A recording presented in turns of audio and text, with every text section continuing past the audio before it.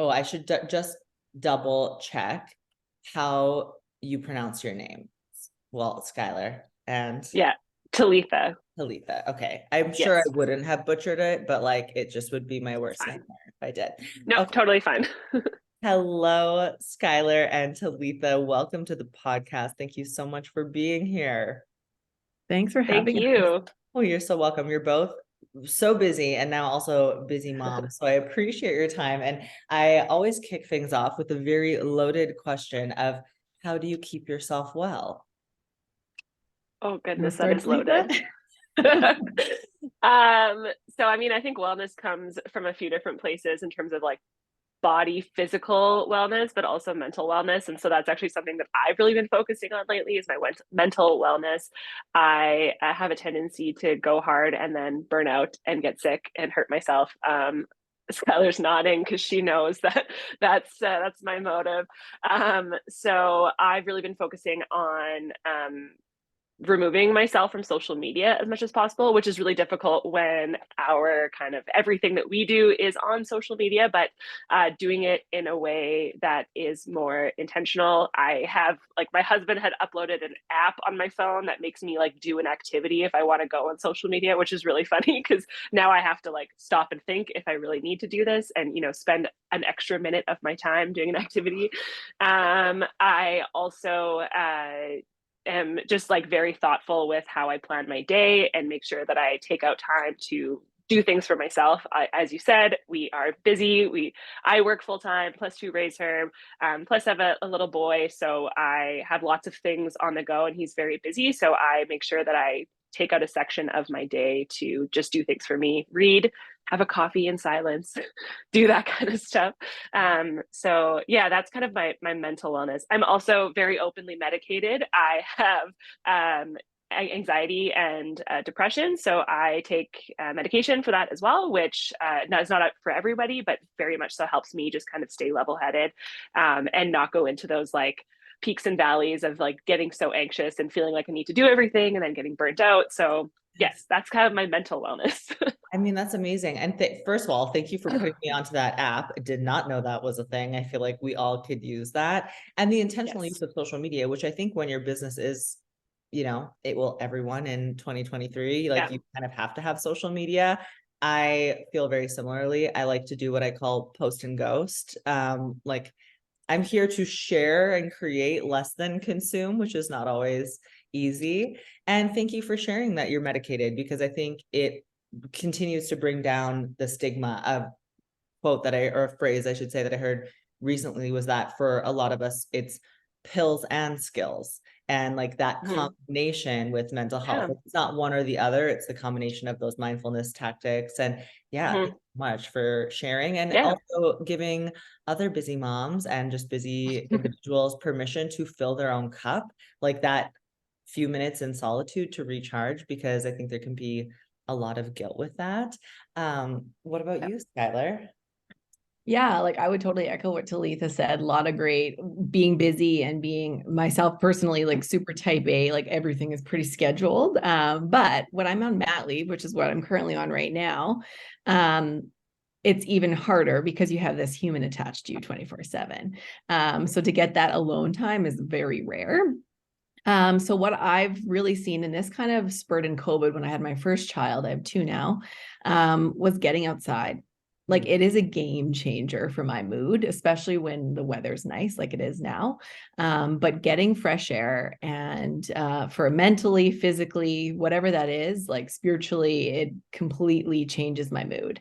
And you know, there's not a lot of time right now in the stage of life I'm in for scheduled physical activity or scheduled, you know, things for myself because I have really littles. So I really make a point of being physical in those moments with my children. So like running around with them, you know, playing games with them, doing things that I know physical activity gives me endorphins and makes me feel good. So trying to integrate that in everything I do. I work out with my baby, like we're doing all kinds of things, like, but just trying to be physical as much as possible, because for me, that's what works. That reduces my stress, reduces my cortisol levels, all the things that make you feel good. So yeah, those are kind of two tidbits I'd add. Yeah, absolutely. And do you feel like, because I know Talitha, you mentioned the like tendency to burn out, which I can very much empathize and relate to. Do you feel like you now, because you're so close, can kind of hold each other accountable and like give one another permission to say like, hey, take a break, slow down? Yeah, I don't know if we do it so much. Well, we kind of do it intuitively. Like, I think that we just know. Um, Skylar is very good at being like, I'll just do this thing. Like, I'll send the email, I'll do it because I'm like, I am so overwhelmed and I don't know what to do. But then especially, as with her first baby, she was like, I don't know what I'm doing here. Like, this is brand new. And so I was like, I got it. Don't worry. Like, when we were planning an event at the same time, which is a whole other glutton for punishment type thing that we tend to do. But so yeah, I just kind of take it on. And then same thing, like whenever if I'm having, like not a great mental health day or week or whatever it is, or when I had my son, she same thing, just like takes it on. And so we kind of ebb and flow. We also, I think, complement each other very well in terms of like what we like to do, and we get to do those things within our organization. Amazing. What a good team. And I'm sure even with your kids, it makes a huge difference, like it really does take a village. So I'm just so glad that you have one another for that support. So how do you feel like you would have answered that question, say like 5 years ago or before kids? Like, how has your taking care of yourself and keeping yourself well changed? Because I feel like there's such a shift, not only as business owners, but then as mothers on top of it, and just continuing to add these various roles and various hats. I feel like for me, just in the thick of it right now, is you're no longer just keeping yourself well. Like you're responsible for another human or another humans, which is a lot of pressure and it's difficult. But remembering that you can't be, help or, hold anyone else up if you're not well yourself. So making sure that you're fed, that you're, and these are things I have to remind myself daily still. With a 4-month-old, but making sure you're fed, making sure you're showered, making sure you have support nearby, whatever that is, to make sure that you can get through your day and be the best you can be, showing up for your children. But before kids, I feel like I probably, and Talitha probably the same, you wouldn't be as what's the word? Like you wouldn't know that you're burning out as quickly. You wouldn't feel it as fast. And you'd probably just keep going until you literally crash and burn. And because the impacts of it just impact you. But now we have children and the impacts of that impact them in a big way. And you just can't afford to be on the couch for 3 days and not move. Like there's no option anymore.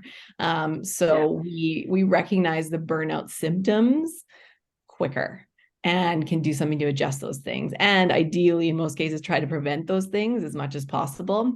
We have more boundaries with our time. We're not saying, well, we do say yes to a lot of things, but working on saying no more because we need that time for ourselves, for our children, for our families, all the things that we love. So those are some of the things that I would say. That's a huge point. You can't just run yourself to a totally empty gas tank because you have to be there and show up. There's no days off. Yeah. No. Good for you. How you do it. As much as we'd love that. Yeah. And anything that you would add to that, Talitha? I would just say that when we first started RaiseHER Community, which is what we're partners in, obviously, is we were so eager to get ourselves out there and to make sure that people knew that what we were doing and all that. So we, as Skylar said yes to everything.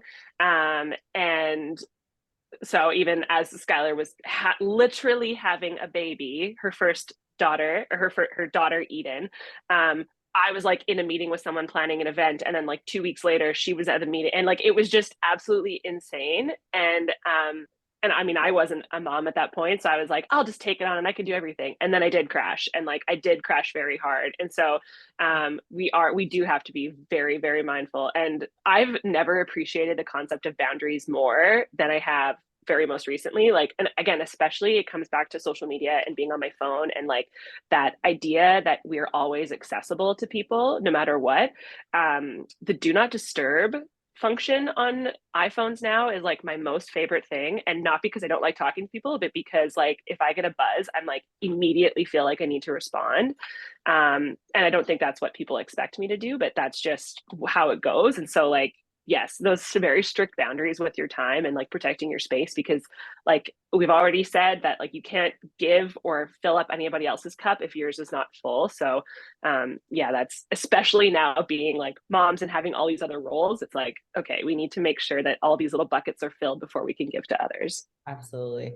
A priority shift. I think too, with that immediacy of response, you start setting the precedent. If you always respond immediately, then people will forever expect you to respond immediately. And so, yes, my phone forever lives on silent and I have 0 notifications on. I know that I have things to get back to, so I check in like blocks, it's like I'll look at Instagram and then I'll look at my texts and, I try to, I don't know how to, I can't imagine balancing it on top of kids. So I'm thrilled that you're figuring out those boundaries. And yes, big fan of boundaries on this podcast. We've had a boundary specialist on here. She's amazing. And a quote I heard recently was, boundaries don't burn bridges, they build them. And I think like, we're so scared to say no to things, but it allows us to, have that marathon of a relationship that's long lasting versus like sprints where then we do burn out. So you sound like you're really figuring it out with everything you've got going on. And that said, you complement each other so well. So I must know how you met. How did this come to be, this partnership? I can get into it and Talitha add it, whatever you'd like.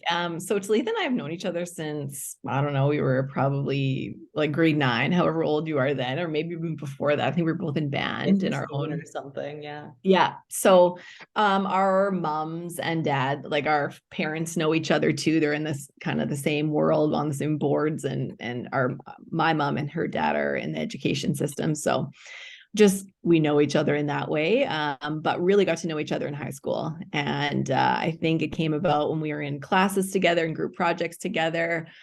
We were on SRC together and, Students Against Drunk Driving and all those things. We were those kids in high school, like in all of the things and vocal jazz and choir. Nothing's changed, clearly. Yeah. So we quickly just bonded over, being in so many things together, but really, it was this kind of common or shared mindset that we had that really, I think, kicked things off for us in terms of like, oh yeah, like we have something about us that's different than maybe our other friends. And that was just like the shared confidence in speaking up, not taking any, like not being afraid to say what we feel, ask a lot of questions. And, we didn't necessarily see that with a lot of our other female friends. Or even male friends, just in general, we didn't see that. And, I remember we were in a project together for, I think it was social studies. Yeah. Yeah. And we just like tons of guys in our class. And we were just like on there answering all the questions, like putting things right back at people. I forget what the project was, but we just had this shared confidence. And then we learned shortly after, like, what is this kind of perspective that we share that is so hard to find in others? And we learned that it was because both of us had really strong female role models in our moms growing up. And, they were working mothers, full-fledged, busy, traveling all the time, wearing a lot of hats. But they showed up for us and they showed up for their community. And that was something that we learned growing up and saw, and we wanted the same for ourselves. So yeah, I would say that's kind of the birth of kind of how we met. And then we've been best friends ever since then, which is, I don't know how many years ago, I won't say, but high school was, but yeah, that's kind of how we got to know each other. Wow. So where did the idea for Raise Her come from within this friendship journey? Because I can imagine that like taking the leap to build a business with your best friend is scary in a way. Did you have fears? I think Skylar and I always knew that we wanted to do something together. Like there was like, has very business mindset. And I've had a business in the past as well. And so we were like, we want to do something together. We didn't really know what it was though. And then International Women's Day 2019, there's, you see all these posts on social media, and we were like feeling so inspired, and we were like, how do we give back to our community? And the kind of notion of RaiseHER Community was sparked. And Skylar, I think you texted me, and then we like sent a very cryptic text to our mothers that was like, hey, can you meet on like this day, like in 2 days, and talk about something? And and then we came together. And so like RaiseHER Community is built also with our moms. And the original idea was to do something like a mentorship program, or do something sort of mentorship related. But because we are so responsive to our community and like what the community that we are directly in requires, we had a kind of like a focus group, and then sent more cryptic messages to people that were like, hey, do you want to come to this event on this day? And like, we're not going to tell you what it is, but like, you're going to get food and some like drinks and that kind of stuff. And so that people showed up. We presented the idea kind of as we had it for RaiseHER Community, asked for feedback, asked for what they wanted, asked for, is this necessary? How much would you pay? Like all these kinds of things. And then we took all that feedback, changed our concept, kind of changed and shifted what we were doing, and then had a conference in October of 2019 and like launched it to the community. And even from that day, we've shifted and changed even more. Like we've definitely done a lot more advocacy, and we've done things that we never really thought that we would fall into, but it's what the community needed. And as Skylar had mentioned, and like how we kind of met and what we bond over is not being afraid to speak up, and not being afraid to, ask questions and say like, why is this happening, or what's going on, and why does it have to be this way? So and then again, I think it's because we complement each other, and it's more of like a passion versus like money making. That's also where things don't get weird for us. And we have very similar personalities, but we again complement each other. So it's like, I'll take on, social stuff, and Skylar will take on like the like actually scheduling our lives and like understanding what an event looks like, and like all these other questions that we need to ask. And so it works out well that way. In my opinion, anyway. Skylar can maybe differ. Yeah. And I'll share the quote that kind of ignited this idea in our brain. I think we found it on social media, but I think this is how it goes. Starting a girl gang of women aggressively supporting women. Hands up if you're in, because we get enough people, we're totally getting jackets. And I think I saw this on social media and screenshot it and said to Talitha, we're like, hey, this is something, like, this is it. Yeah. And so then, we met about that, and we did get jackets. That was our first thing. All the original members got jean jackets, matching jean jackets. It was the best thing ever. Yeah, I love the photo. I love the photo of you guys in the jackets, and also priority. You got to look the part. I mean, that's amazing. Yeah.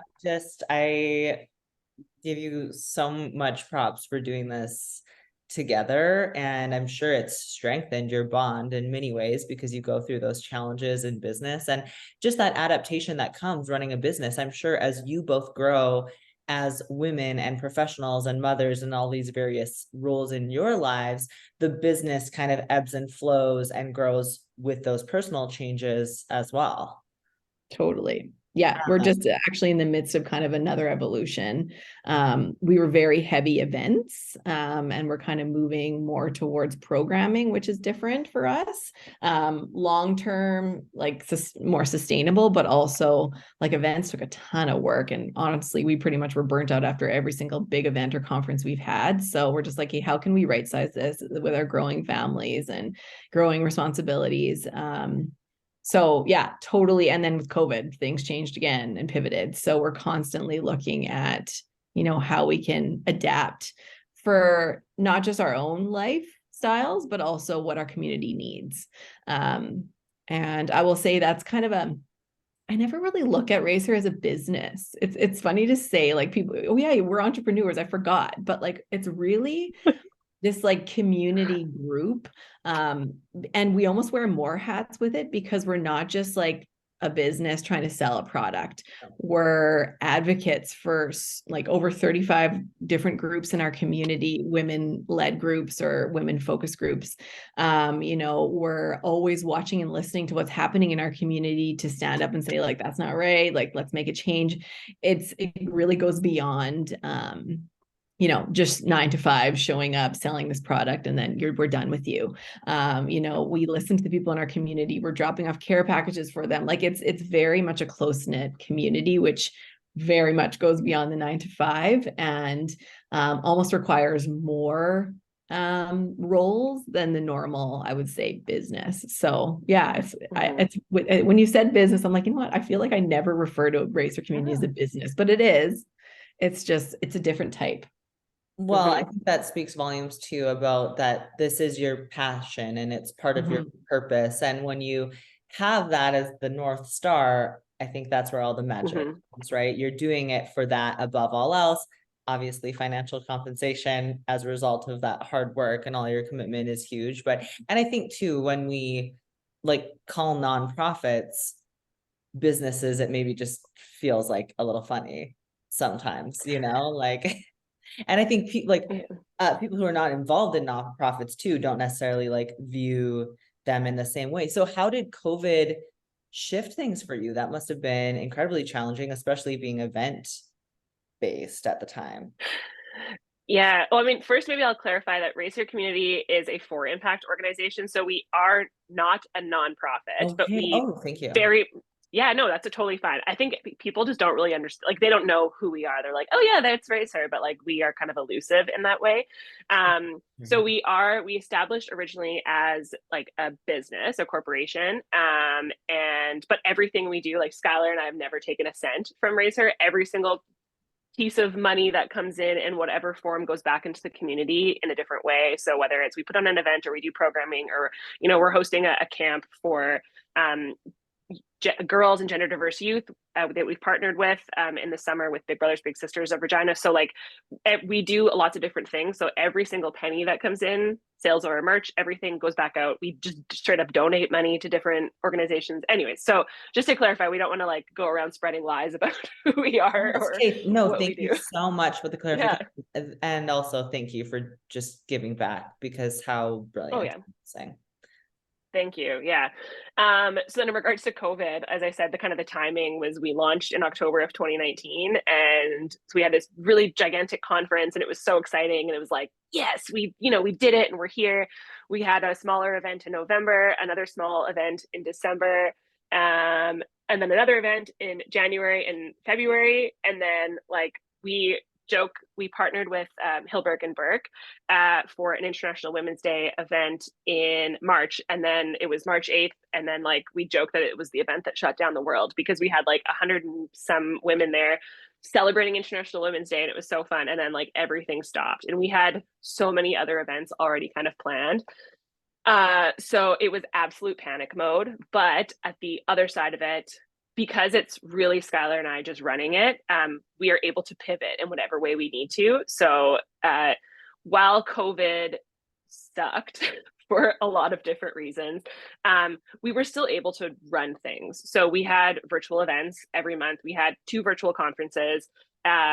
We really grew our platform social media wise in that time frame because that was where we lived and that's where people could access us. And so we provided a lot of, information and we did fundraisers. We did all kinds of stuff on social media and then just online. So there's been definitely a shift, but but I don't think it was necessarily heartbreaking for us to have to go through COVID. We learned a lot and we grew a lot and we really could narrow our focus on what we wanted to do.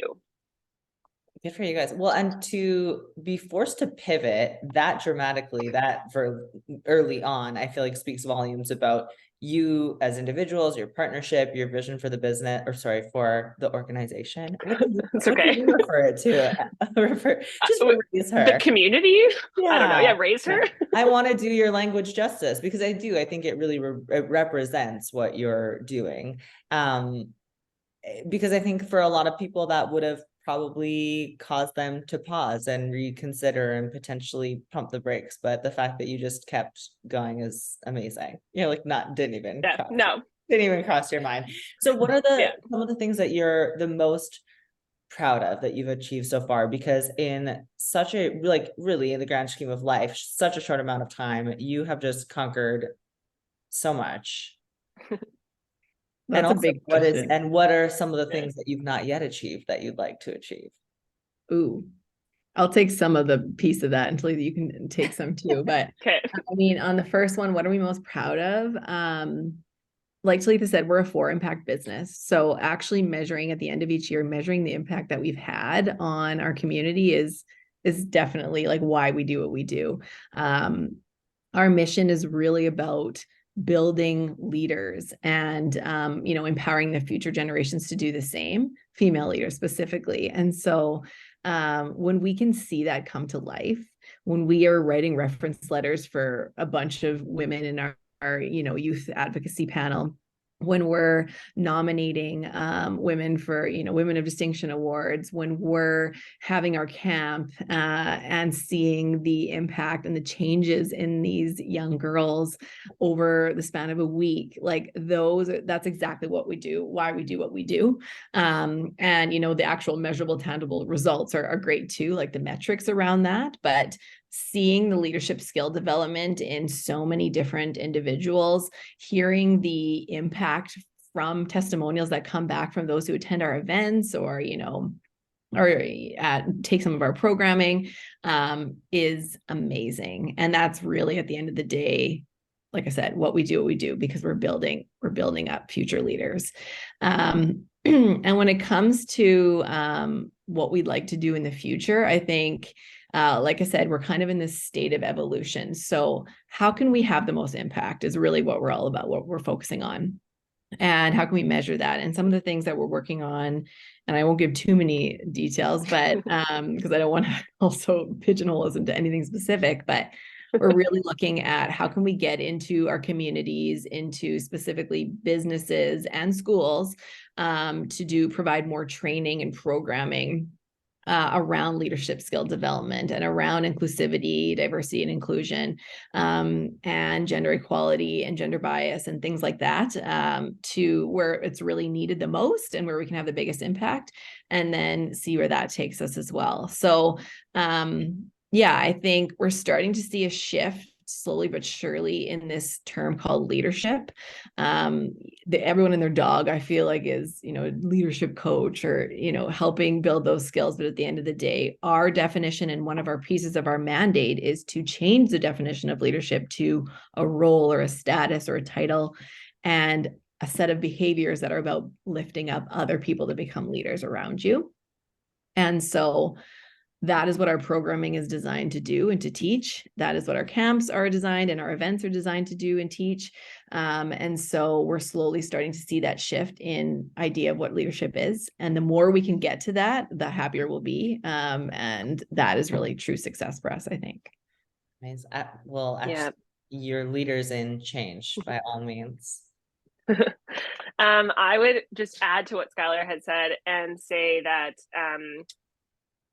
in terms of what we see in going forward, that definition of leadership change, I see courses all the time for people who are like leadership training for executives and managers. And it's like, but that's not actually what a leader is. That's like, being an executive or a manager, but like leadership skills are actually something that every single person possesses. And it's just a matter of feeling confident, feeling capable, feeling competent, all those things to access that leadership kind of drive within you. And it doesn't matter. And so that's what RaiseHER Community is also about, is like, we don't care about your job or your status or what you do, as long as you support and raise up women specifically. We would love to have you a part of this community. And, everyone is a part of this community in one way or another. Also something that we are, I would say, in addition to what Sky said, in terms of being proud, is Regina specifically, where we are based, had been so competitive in terms of like, you're a hairstylist and someone else wants to be a hairstylist, and it's like, well, like, I'm already a hairstylist and there's no space for you, but like everyone has hair and like everyone can, has different taste and whatever else. And like, there's always space for people to be here. And so we are so much advocates for community over competition and collaboration over competition. And so, I think when we first started and we were like, we want to partner with all these like women's groups, and like, we want to partner with YWCA, we want to partner with West, we want to partner with all these different people. And they were like, what are you doing?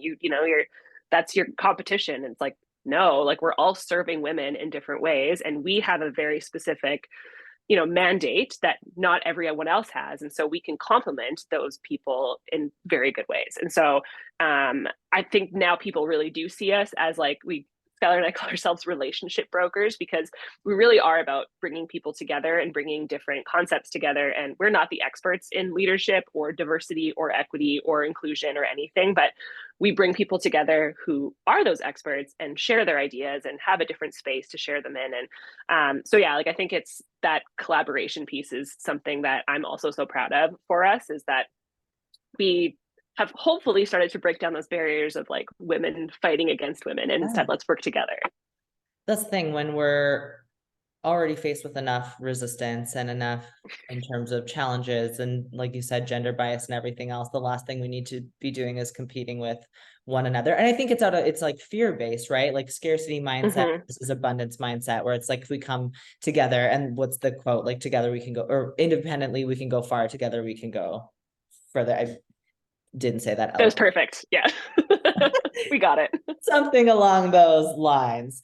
But that's amazing. And so in order to keep doing that too, and empowering others, to find their own leadership, you, I'm sure, are continuing to explore your own leadership styles and roles, and then like the unit of you almost as leaders together. And I think probably boundaries has been like a big part of that. So I would love to know, because you mentioned the importance of boundaries and keeping yourselves well as you take on these issues, which many are, very big world problems and huge challenges with community issues and, societal issues. How do you maintain boundaries? Because I can imagine it can be very easy to get caught up what's going on in the business, as well as like the emotions of dealing with some of these very sensitive topics. I can speak to that. I think there's two sides of it. One, it's remembering that we're not alone. Like, we don't have to do all of this stuff that we do by ourselves. We are a community. We have our moms. We have an advisory committee to support us. We have tons of groups we work with to support what we're doing. So we recently took on a pretty big feat in terms of kind of calling in the City of Regina, Tourism Regina, to change or revisit their recent rebrand that was pretty offensive to women. And we did this, I don't know, like a month after I had my son, and in the thick of International Women's Day activities and our busiest time. And so it was a little nutty. Talitha probably did like 16 interviews. Like, it was nuts. But we were ever able during that time to leverage our moms to support us to take on some work, to reach out to our committee, to remind them, okay, what do you think, what do we do, what are your thoughts, like to collaborate with other groups, remembering that we're not alone, we're not fighting this fight by ourselves. And so the delegation of activity is big. Also, like Talitha said, social media is one place. As a business, people do see us as a business too, and so they're not as, I don't know, patient with us as always. They don't necessarily know we have children and know that we have, full-time jobs. So especially when we're in this busy time of, fighting a certain thing, people want responses constantly. And I know specifically for Talitha, who really leads our social media, it was like crazy to see the amount of content and questions and like, what are we going to do? What are we going to do? And it's like, you have to take a break. You have to put those automatic things on saying like, I will get back to you when, I'm able to, those types of things to remind people like, you're heard, we hear you, you're important, but we also have all these other things and we will get to you when we can get to you, kind of thing. But yeah, I would say, and definitely to add on to that, but leveraging our network, leveraging our community, but also, reminding people that there's a lot on our plates. Yeah. Yeah, I would add that specifically that's because that's probably the most recent thing where we were like going crazy, it felt like. But on the one hand, it's like, it's really overwhelming. And however, this is also something that we chose. And so like, which feels good for that, because it's like you chose this for yourself. And so we feel like we have, the agency and the support to speak up against things if we need to, because we both have very supportive partners and, again, supportive moms and all that kind of stuff. And so that makes a really big difference. But then also, like, you know, we get, especially during that time, we like our messages and DMs and emails were full of just all kinds of stuff. But like 99% of them were like, thank you so much for saying something, because I don't feel safe to say something, or like I can't speak out because of my job or whatever it is. And so for that, it was like very validating for us to be like, okay, this is something that needs to happen. And as much as I was exhausted and Skylar was exhausted, and we were like, what's our messaging, and like, how do we stay true to our values and all of this while still, standing up for people? It was very validating to know that like, this is actually what people needed to see, and that it made them feel supported, even though they couldn't necessarily outwardly support us in that. So yeah, I mean, we did get, the random ones that were like, we hate you. And we were like, that's fine. Like 99% of people love us. And so that's fine. Well, and that's the thing, not getting caught up on that 1%, which I think stops so many people from using their voice. And anytime you're trying to facilitate change, there's always going to be that resistance, which is why we stay stuck out of, again, like that fear. So I really commend you, because I'm sure that it's not easy, even with the thick skin, like those things still hurt when the intention is so positive, but you continuously leading from that passion and purpose. I think, being your guiding light just goes so far. How do you think, taking on these new roles since 2019 and, continuing to ebb and flow with Raise Her and the community, do you feel like it's affected, both of you independently as individuals, personally, as well as your relationship together and with your mothers? I can start and say that 1000% it has changed me. We've been challenged in many ways, and it's really hard to not take it personally when you get challenged on things, such as, one of our values is being inclusive. And then when someone says to us, emails us and says, you're not being inclusive, that hurts, because we put our heart and soul into this. But then also it allows us to like take a step back and reevaluate and say, okay, do you know what? Actually, we can learn and we can do better than this. So just as like a human being navigating my everyday life, I am definitely, my mindset has shifted a lot. And also I think even just being challenged in that way has allowed me to take feedback a lot better, in terms of like my husband providing feedback, or like Skylar providing feedback, or like my manager providing feedback. It's all of those things that I've been able to like take with a grain of salt and understand that it's to do better. And so with that, I've definitely changed. I think our friendship has definitely changed, but it's also because, I mean, we're so like, whenever we actually just get to hang out as friends, it never really happens because we're always talking about RaiseHER in some way. But when we do that, we're like, oh yeah, we're just friends also, which is funny. And then I think with like in relationship with my mom, I've always been super close with my mom. But she's also just, and like I know Skylar's mom is as well, like they're both just such staunch advocates for what we're doing. And so like they'll always speak up for us and say, like, you should talk to RaiseHER Community. So they're always opening doors for us, which is incredible, and makes you feel all bubbly inside. That's amazing. I mean, and it just shows what you can do with a team of committed, powerful women. Like, it's just a magnifier for everything.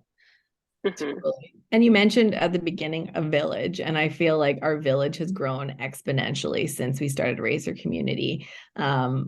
Like the amount of amazing females and just individuals we've met through building RaiseHER Community and is insane. And the amount of support we've gotten just personally and professionally is out of this world. And so those connections and those relationships are things that you really can't even like you can't even quantify. Like it's so there's no going back. Like it's just, and it makes you so excited for what the future holds, because we're honestly right this year, probably more than ever, we've kind of exploded a little bit more. We're getting very busy, but it's so exciting. And again, that impact that we're having on people is so refreshing and validating to feel. Yeah. Well, and I am personally like so excited to hear that you're going to be emphasizing courses more, because I think, the events and the like seminars, that type of thing is so powerful, and it plants these really brilliant seeds, but that ongoing, reminder and like a wider breadth and depth of learning and really like being immersed in these topics goes such a long way. So I just can't wait to see what comes of that. And talking about the future, like now you both being mothers, how do you feel like that's changed what you're viewing for the next generation and what you want to see shift from the time that you're in grade 9 in social studies? Like the world has changed a million times. And then also being the mother of a son, Sky, like I'm sure that's just so much. So where do you feel like motherhood has shifted your vision for the future? That's a big question. I think, we both have little ones, like under 3. So that's, they're in this very fragile state and not quite into the, we don't deal with currently in our programming little kids. But when I think about the way that our children are growing up now versus how we grew up, I'm scared, but I'm also really excited. And what makes me really excited is the amount of how accessible information is that like beyond before. Like I remember back in the day, I'd be like, hey, where do I find this? So I have to like look in the encyclopedia or the dictionary. Like that's how I find my information. Now it's the prick of a button.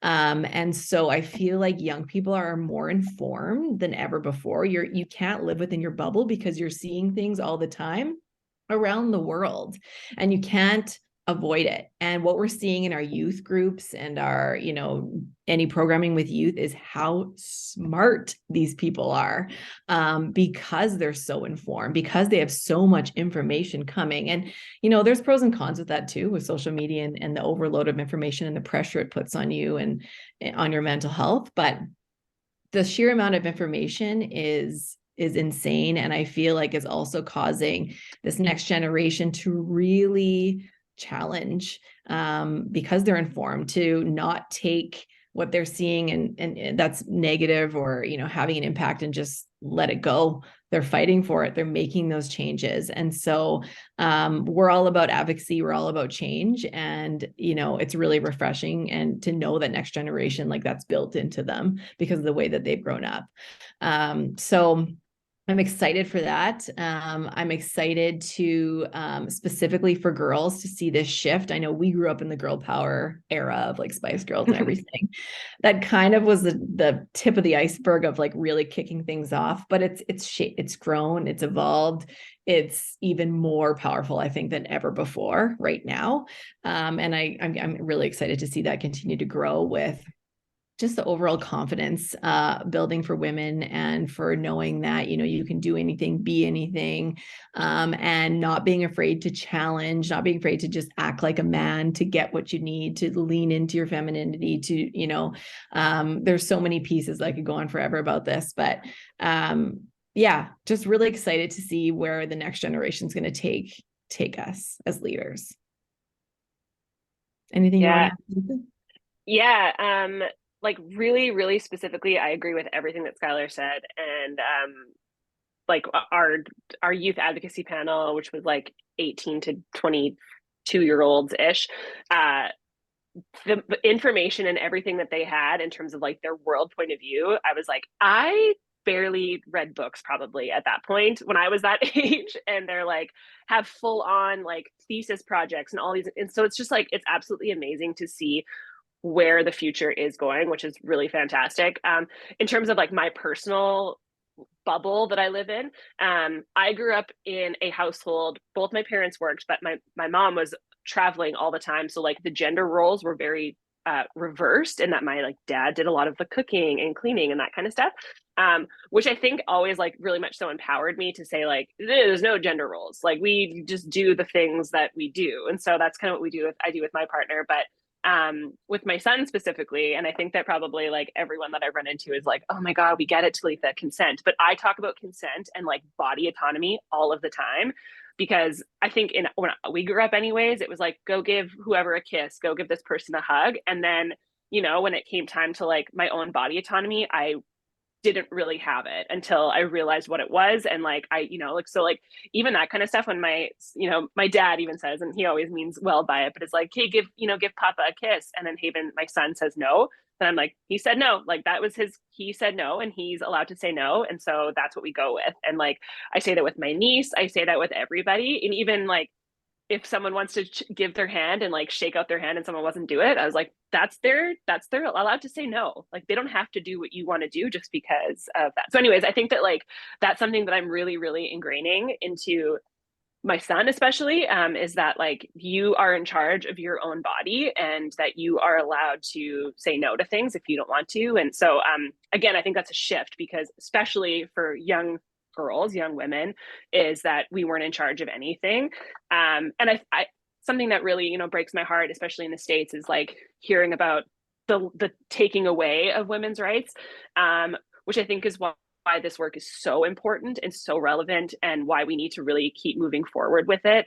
While, Canada is much more open to a lot of different things, there is still, fights against people being able to love who they want to love, people being able to be in the body that they want to be in. And that's something that is so important to us in terms of making people feel safe. And that ability to access your leadership skills is like being comfortable with who you are and being safe, and then being able to give it back. And so, yeah. Well, and there is, I think you're totally right. There's a generational shift happening. As women who are advocates, it's not just being advocates for women in our communities, it's women in all communities all over the world. And we should not have rights as women here that, women everywhere don't have, which I feel like has just been so highlighted. And, social media is a huge part, I think, of all of this. So like you said, kids are more connected than ever at younger ages than ever, which I think can be a blessing and a curse, very much so. But one of the blessings that comes with that is connecting to strong female leaders and role models and mentors when maybe you don't have one in your life. So the fact that we're both raised with these amazing, incredible mothers, not everyone has that, obviously. And so for you to be not only personally be those people for someone else, but provide connection and encouragement for others to find that, I just think is so worth its weight in gold. And seeing women live different lifestyles now, because I think that's true. Like, Talitha, for you to grow up kind of seeing that reverse gender expectation, we're starting to see that more and more, or, choosing like childless by choice, which for, the most recent past hasn't even seemed like a consideration for most people. It's like what you do, and you have the nuclear family. And, so I am just so excited to continue to see it, and see it through the lens that you're sharing as well with everything you're doing. And I wanted to know, for those who want to become involved in actionable change and advocacy, I think that so many people sit in the want of wanting to be part of a community. And if they've not grown up, as parts of communities, like just not knowing where to start. So if you have any advice for people who maybe want to get involved and don't know where to start, whether related to your community or other kind of change making and facilitating opportunities. I know we recently gave, it's funny you bring that up, because we recently gave a talk about this, about advocacy to, I think a province-wide school conference, called Passion to Action. And it was all about how to start being advocates and how to being change for even like as young as, however, I think grade 6 is where we're at. Grade 6. Oh, awesome. And so I think it really boils down to like understanding that small changes have a ripple effect. So it doesn't mean you have to go huge. It doesn't mean you have to, quit your day job or drop out of school and stand with a picket sign at the whatever. Where we really advise people to start with their advocacy journey is online, really, because there is a lot of need for it online. And not being performative in terms of just like posting something to post it, but not actually doing something behind it. Advocacy and making change has to have an action. So if you're posting something, you have to, be willing to deal with the negativity that's going to come with it, to, find out the solution that's going to change it. You don't just post something to say, this is unfortunate. Okay, well, what are you doing about it? So I know we gave a variety of resources, and we'll share this on our social medias as well about, how to start being advocates. And when it comes to RaiseHER Community, we have a membership. We have a variety of programming open to all people, no matter where you are. A lot of it is a virtual way too. So if you're from Saskatchewan or you're from wherever you're from, you can get involved. But just check us out on social media. You can follow us at RaiseHER Co, or go to our website, www.raiseherco.com. And it's raise, not like raise your legs. Raise up, RaiseHER Co. And yeah, check us out and follow along. And we're always open to collaborating for more change. So we'll leave that there, as well as something that, if someone's doing something in the realm of female leadership or empowering women that we don't know about, please do reach out to us.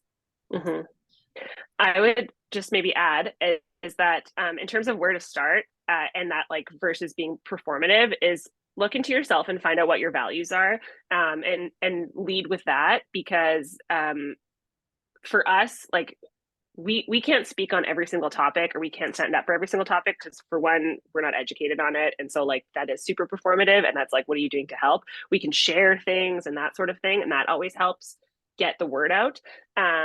But so yeah, understand your values and know where that comes from, and make sure that what you're speaking about can actually help something or move it forward, versus just trying to add noise to a topic, because that also doesn't help. So, and I know that that's like so contradictory. It's like, speak up, but don't speak up, but do this, but don't do that. But it's just such a fine line of being like an actual supporter of something. And you can also, do that behind the scenes in terms of like connecting people, or like if you have the means to provide money to an organization or that sort of thing. But yeah, I would say like number one, start with your values and understand like where your heart lies with something. I think that's such a great like starting point, because it's not enough to just say, like, I want to help. Like, where specifically does your passion lie? Because advocacy does come with barriers and challenges and potentially that resistance. So you really need to be passionate about it, and that, don't just talk about it, be about it. What are you going to do? But, I think that's the thing. There's like low barriers to entry depending on time and, financial resources and what you can commit. So, if nothing else, like talking about how others can be a part of change, like there's always something you can do. And I love that you said ripple effect, because there's no input, too small. And just like you two have, seen the enhancement of what happens when you build a community, those ripple effects, it all starts to create waves slowly but surely, the more people who are giving even just those little bits. So what's next for you both personally and with RaiseHER? I know you talked a little bit about the company. Are you taking a summer holiday? Do you take holidays? I'd love to know that you're like at least going to the beach or something to give yourself some downtime. Yes, we do usually take July and August off from, when I take it off, we're not hosting a ton of stuff. This July, we're doing a camp for 2 weeks alongside another group, Big Brothers Big Sisters. But we typically do take a couple months to not do a ton of events or a ton of programming, and really just sit back, enjoy, unwind, unplug, but also start thinking about, okay, what's next for us in the fall. But like I said, what we're really excited about is all these kind of collaborative programs that we're looking to build with other groups that are already doing programming, training courses.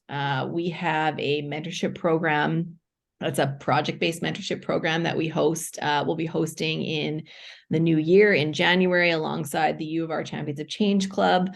And it's all about connecting like students with professionals, building a for-impact project that actually can make a change in our community. That's our third season of that program. So just really starting to build out our programs and, take the time to think about our next chapter. We're also considering non-for-profit status. So it's like, there's so many things in the works, but we're very adaptive, again, like what I said, to what our community needs. So if our community's like, no, like we need a big event because we feel really isolated in that, okay, we may go back there again. Right now there's an abundance of events, so we don't feel like there's a need for us to like have another one. But attending things, supporting, showing up, and really at the end of the day, like Talitha said, collaboration. There's so many groups doing so many great things. We are happy to just be there with cheerleaders or co-creators, and just amplify what that work is currently happening. Amazing. I'm so excited. And, not that I can't be involved in what you're doing now, which I'm excited to figure out how we can make that happen. But I think one of the things that I hope is great feedback for you, and I'm sure you get it so much, is that these are the types of things that I existed when I was younger. Like I wish that there was something like this that I could have accessed. And so I am sure so many young women are just like fundamentally changed as a result of what they're able to access through your community. So last but not least, I have a few rapid fire questions, which I think is going to be extra fun because there's two of you. Okay, first one, who are your biggest role models? I would say my mom. Yeah, I was going to say the easiest answer because there's a lot, but we'll go with our moms. Yeah. I feel like then you don't offend anyone, moms. Exactly. But I think that just Number one. So I expected that was your answer, but I think that's amazing. Your moms sound incredible. What is the best advice that you've received? Received. I'm going to use that quote that you said earlier, because I use it all the time, and I think it's really true. And it's, if you want to go fast, go alone. If you want to go far, go together. Oh, thank you for fixing it for me. And the reason why I really love that one is because I'm like addicted to productivity. I would say, like, I'm always like gotta get it done. Like, what's my list I got done today? But at the end of the day, I'm like, okay, just wait. I'm doing things, I'm getting them done fast, but are they any good? Is it as happy as I would like? And at the end of the day, who's growing aside from myself? So I really use that one a lot when I'm thinking about my own leadership journey and my own team, my own workplace. Like, it may take a little bit more time to bring others alongside you, but at the end of the day, the impact is way better, and the results are way better. So yeah. Mm-hmm. I would say, and I kind of already said this, is that you have to fill up your own cup before you can give to others. You got to put on your own, say mask before you assist somebody else, like all those things. Because I do give of myself way too much, that like I need to make sure that I'm still have anything left to give. So make sure that, and advocacy is really draining and it's very, very hard. So just make sure that you are taking time for yourself and it's not selfish. Yeah, I think that oxygen mask is such a great metaphor for, there's a reason we have to prioritize ourselves. Best book or resource that you would recommend to people? My favorite is Invisible Women. It's a nonfiction. It is so good. It's all like data based and it's all very scientific, but it just shows how women have been taken out of history and out of the equation for so long, and like the impacts when women are considered in city planning and in like anything. Like the researcher that goes through it is so fantastic. I can't recommend it enough. And it's very like, it kind of makes you mad a little bit, but then also it's very good. And you're like, okay, this is important. But like being a little pissed off to cause change isn't the worst thing. Yeah. Maybe no, absolutely not. Mad. Okay, I need to read that. That sounds brilliant. Thank you. I would say, and I don't have like one book in my brain, but anything written by Simon Sinek, he's amazing and very much a leadership champion, or Brene Brown, again, big leadership champion, and you can't go wrong with either of them. Great. Tons of wisdom. I have one more actually, and it's The Moment of Lift, because Skylar and I both read that 2020, I think. And it's so good. It's by Melinda Gates. Melinda Gates, but now she has an additional last name and I can't remember what it is. But yeah, it's very, very good. It's all about her non-for-profit work. Okay, thank you so much. I'm excited to add those to my list. I always, after these podcasts, add to cart on Amazon. Personal mantras or words you live by, or potentially a mantra for RaiseHER. Have one. I mean, in terms of RaiseHER, I think, I don't know if it's like a mantra per se, but it's, how does this align to our values? And that's really like something we always go back to in like, whether it's a collaboration opportunity or an event opportunity or speaking opportunity, how does this align to our values? And I think the first thing is knowing what those values are. So for us, we took a ton of time when we first kicked off to list out what those values are. They're on our website, and they have to be true to what we do. We're a values-based, purpose-driven company. And so I don't know if that's a mantra, but that's like a rule of thumb that I think we definitely live by. And personally as well. Yeah. Okay, mine is like seems like a little bit weird and it's maybe a little bit contradictory, but it's like don't be a hero. And because I again will like give of myself and be like, I'll do it. I'll just always like volunteer my time for everything. And then, you know, my son's like I haven't seen you. I mean, he doesn't speak this well because he's 2, but he's like, I haven't seen you in a week. And I'm like, oh God, forgot because I'm like on like 1,000 boards and all that stuff. So and that don't be a hero is just that like it's not up to me to change the world. I can provide what I can, but it's just doesn't fall on my shoulders. And so yeah, that's kind of mine. And I think don't be a hero on your own, right? Like this is where Yes, as yes. a community, you're superhuman together. So thank you so Right. much. And last but not least, I know that Skylar mentioned this in passing, but for everyone who wants to learn more about you, what you've got going on, follow along, where can they find you?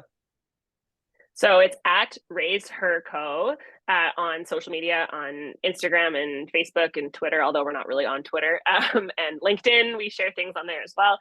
And then www.raiseherco.com is where you can find us, and like DM us, you know, comment on something, and we'd love to collaborate and hear what you have to say.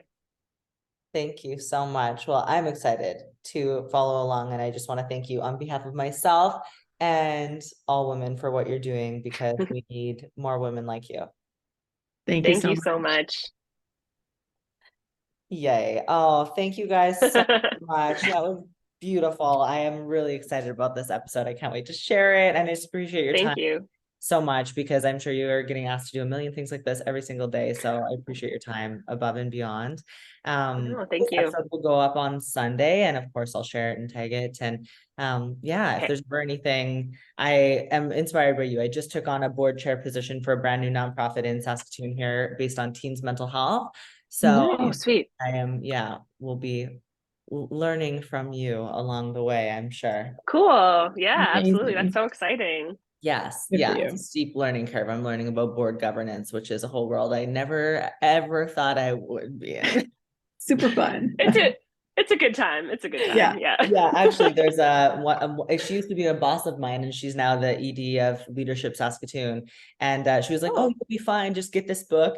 Sends me the book. It's like 500 pages of just the most governance.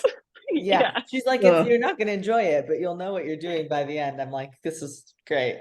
I'm like, perfect. This is what it takes to make change. I'll do it. Okay. I will let you guys get back to your beautiful families and everything else. Thank you again. And I will be in touch, because I would love to figure out a way that we can team up and join forces in some way. For sure. That'd be awesome. Thank you so much. Yay. Okay. Thank you. And I'll talk to you soon.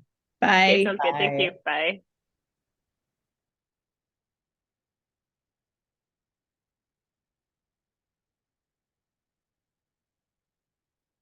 The world is a very different place from when I was a kid, and the place for women in society continues to evolve. I am so excited that my guests today are helping to pave the way for women and everyone. I'm Kalli Youngstrom, and this is Keep Yourself Well. What's the saying? Here's to strong women. May we know them, may we be them, may we raise them. It's a motto that's guiding RaiseHER Community. Founded by 2 women and their mothers, RaiseHER is based out of Regina, Saskatchewan, and is a for-impact movement, recognizing the shared challenges that women across all industries face in the workplace. By creating opportunities for guidance, collaboration, and insightful conversation with other female luminaries, we empower women to realize their potential progress past barriers, reach their ultimate career and life goals. Skylar, Gerard, and Talitha McCloskey are here to talk about this inclusive circle of change makers. Let's get into it.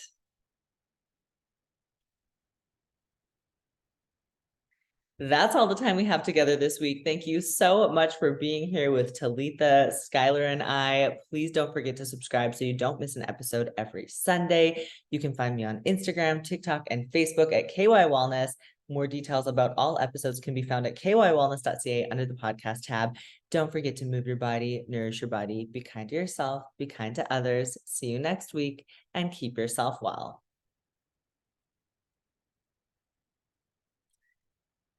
Summer is here and it's time to embrace the sweet moments of life. Sweet and Sprouted is mine and hopefully Summer is here and it's time to embrace the sweetest moments of life. Sweet and Sprouted is my and hopefully your go-to destination for guilt-free indulgence. With a wide range of sugar-free delights, you can satisfy your cravings while maintaining a healthy, sugar-free or low-carb lifestyle. From luscious smoothies to decadent desserts, they have got you covered. They've also got tons of keto snacks and bevies for your busy summer life on the go. Visit sweetandsprouted.com and let them be a part of your summer journey. Use promo code wellness10 for 10% off your order. Couple that with free shipping for over $150. That's a sweet deal. Again, that's wellness10 for 10% off at sweetandsprouted.com or visit their store in Saskatoon, Sweet and Sprouted, where summer meets sugar-free bliss. Can you feel it? Summer is in the air and it's time to embrace the vibrant energy of the season. Fuel your body for those sun-kissed adventures with the help of Supplement World Canada, your trusted companion on the journey to optimal health and nutrition. Whether you're hitting the beach or exploring the great outdoors, they've got you covered. Their wide range of premium supplements will help you power through your summer days with vitality and confidence. From refreshing, so delicious protein shakes that replenish your muscles to essential vitamins and minerals that nourish your body, Supplement World Canada offers the fuel you need to make the most of this summer. Experience the difference quality nutrition can make. Visit supplementworldcanada.com and use promo code wellness10 for 10% off your next order and dive into their amazing selection. Experience the difference quality nutrition can make. Visit supplementworldcanada.com and use promo code wellness10 for 10% off your next order and dive into their amazing selection of top-notch supplements. Again, that's promo code wellness10 for 10% off at supplementworldcanada.com. It's finally summer after a brief 6 months of winter in Saskatchewan. The sun is shining, the days are longer, and the heat is on. But don't let the summer heat drain your energy. Stay refreshed and hydrated with Element, the ultimate electrolyte drink. When the sun is scorching and you're moving your body, you need more than just water. You need essential electrolytes like sodium, potassium, and magnesium to keep you going strong. Element goes beyond the basics, packed with the perfect ratio of electrolytes and backed by science. Element delivers superior hydration that's perfect for your summer activities. Whether you're hitting the beach, going for a run, firing up the grill, Element helps replenish. Whether you're hitting the beach, going for a run, or firing up the grill, Element helps replenish what you lose through sweat, ensuring you stay at the top of your game. You can say goodbye to sugary sports drinks and say hello to clean, refreshing hydration. It is the secret weapon to beating the heat. It's the secret weapon to beating the heat. Don't let dehydration ruin your summer fun. Want to try it for yourself? Head to my website, kywellness.ca, and click on the Element link under products to get yourself a free sample pack with any purchase. Let's get salty.